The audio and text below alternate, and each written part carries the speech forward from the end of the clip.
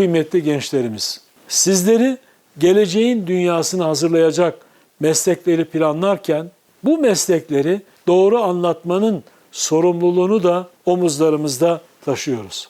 Yükseköğretim Kurulu olarak biz de üniversitelerimizle geleceğin mesleklerini anlatmak üzere sahadayız.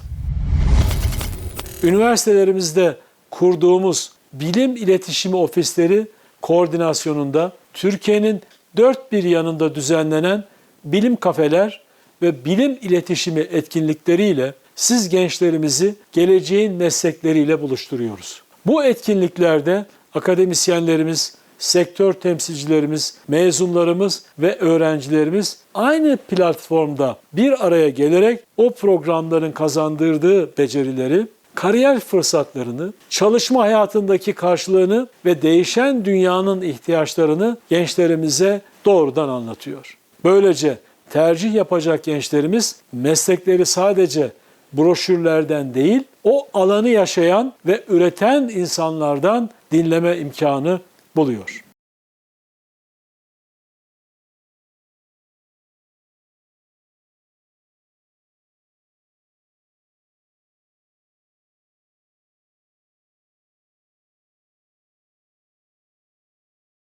Nanoteknolojiler, Topraksız tarım serası. Gelecek meslekleri arasında Bir insan hava aracı tasarladığınızda Tarımı dijitalleştirmemiz lazım. İş bulmakta çok Problem çözme odaklı, uygulamayı seven, kendi geminizin kaptanı olabilir. Yapay zekayı kullanıyoruz.